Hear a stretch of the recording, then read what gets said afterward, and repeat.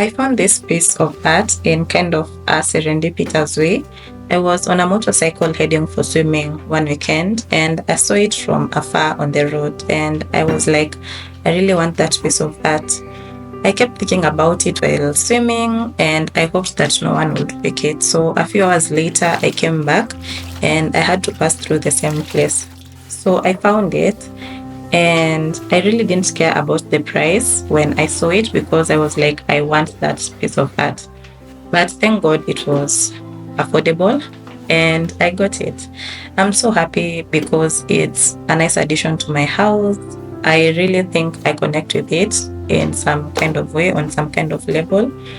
The first thing that I saw when I was on the motorcycle was this couple who are in love, who look like they share consciousness, who look like they share the world. And that is what I wanted to add to my house. I'm so happy to have it. And I think this space above my book rack is the perfect place for it. So yeah, let's put it together and I hope you like it.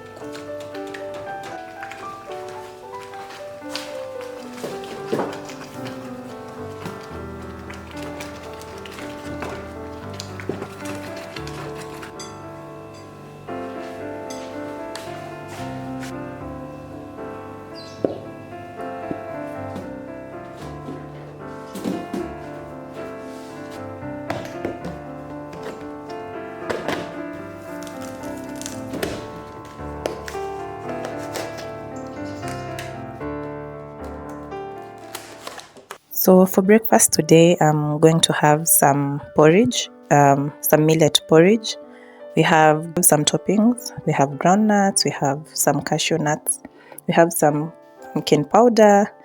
We have sesame seeds, chia seeds, and some flax seeds, and a little drizzle of honey all around.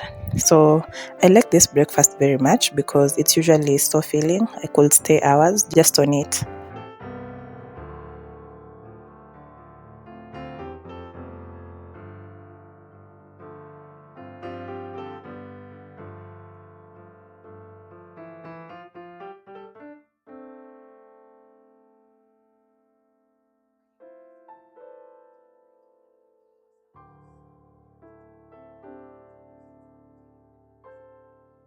and then lower the heat to a simmer, put a top on it, and cook it for 15 to 20 minutes. I am too annoyed to cut the...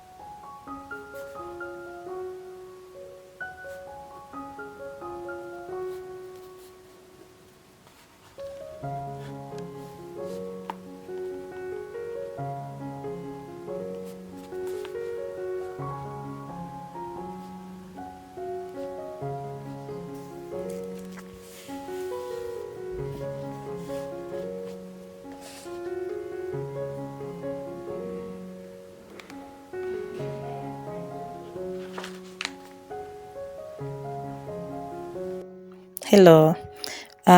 So I've been reading this book, The Art of War by Sanzo. Since 2020, I think, I've been trying to understand Eastern philosophy, and maybe I identify with some bits of it. So one of the passages of this book that I really like is the third strategy of The Art of War, which is to attack by strategy. So second point from this topic is it reads, hence to fight and conquer in all your battles is not supreme excellence. Supreme excellence consists in breaking the enemy's resistance without fighting. So this paragraph makes me think about the ability to choose your battles, to choose where you're going to put your energy, and to choose where we're not going to put our energy. Because if we expend so much energy in one thing or in one strategy, then we end up exhausting ourselves of more energy to use in the future. This is also applicable in medical school, because in choosing our battles or in choosing what affects us, we get to experience the medical side of it, and also to experience life through other people's suffering. But because there's so much suffering in the hospitals and with healthcare and with disease, some of these things can imprint on us as healthcare workers. Well, I'm a student still, but interacting with the patients really takes much of our emotional well-being, because in order to treat a patient, you need to identify with their problems. And when you identify with their problems, then it's easier for you to actually treat them as a human being and not as someone who's bringing money to the hospital. So I've been affected sometimes by the suffering that patients go through. So my last rotation has been in obstetrics and gynecology, and the labor ward is not it. Oh, there's so much pain while giving birth, and I know from religion that pain is part of the punishment, that women got because of the sin.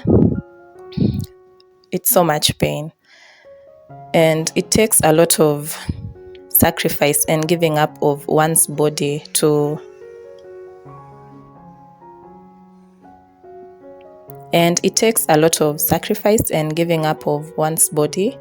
to bring life into the world. And I think women should be really appreciated for it.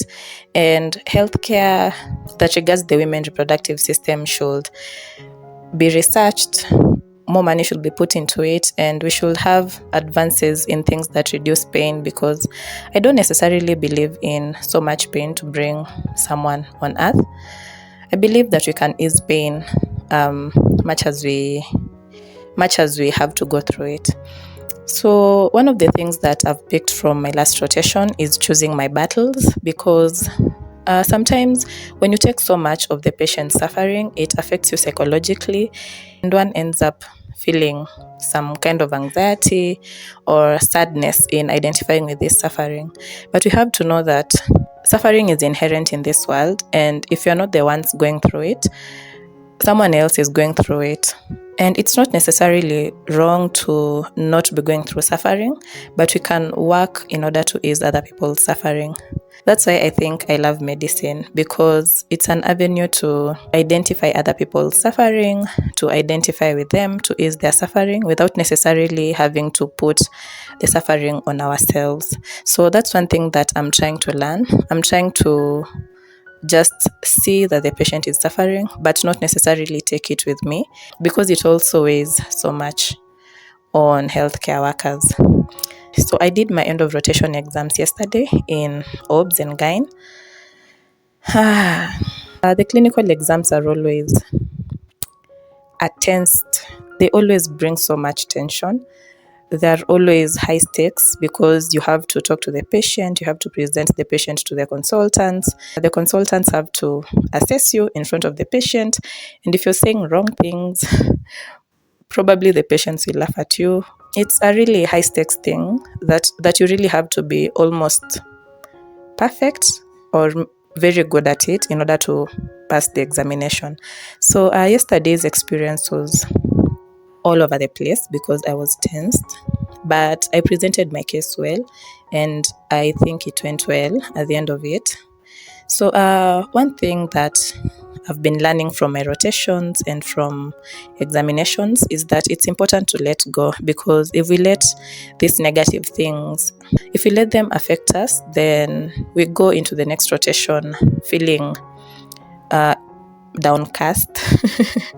We feel discouraged, and we feel like whatever efforts we put into learning medicine, these efforts may not be really fully appreciated. Letting go helps us start anew, kind of. Next week, I'm starting my pediatric rotation. In fourth year, it was my best rotation. I think I'll see how it will take me in sixth year. So I'm starting the rotation next week on Monday. Yeah, so today's to-do list. Okay, one of the things is actually to clear out my OBS and GYN books and bring the pediatric books and protocols so that I can prepare for the next week. I hope that pediatrics will be as good as it was in fourth year. I hope to enjoy the rotation. I hope to start on a good note. So yeah, let's clear the room. Let's bring the peds books around and take care of the plants today. What else am I going to do? Maybe I'll do some yoga and I'll go for a walk as per the to-do list. Thank you.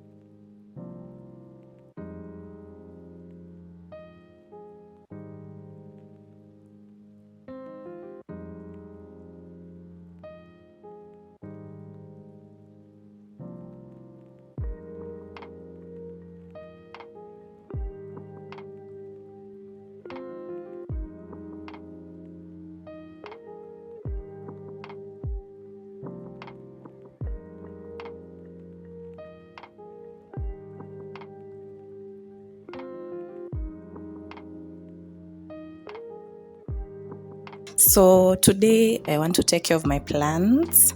I have very many plants. I want to repot some. I want to remove dead leaves from others.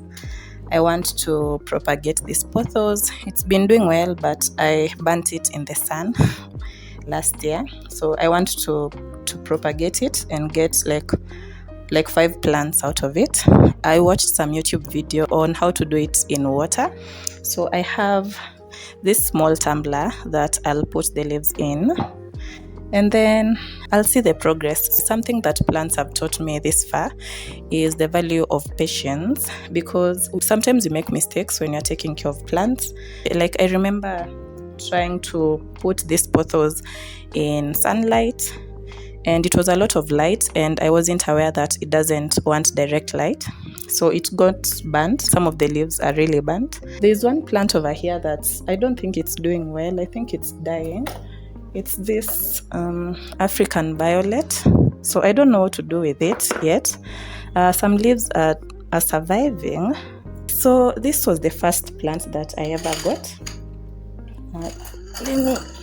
My card got full, so I went to download some of the files. So as I was saying, I got this plant, this succulent over here. So I got it from our professor's wife.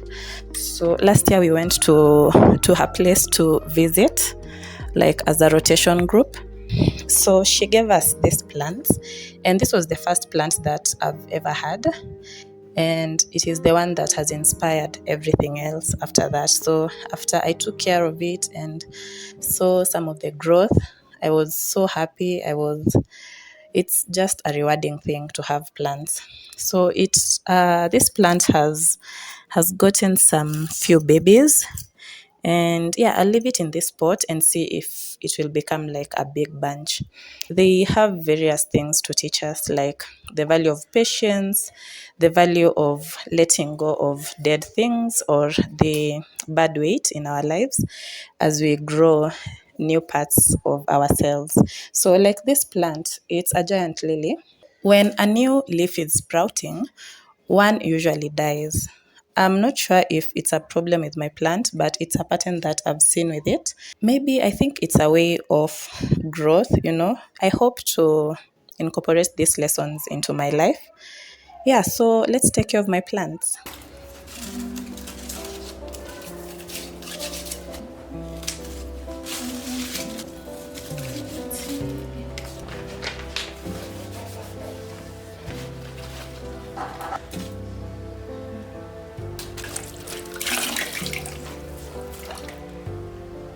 I don't know what this is.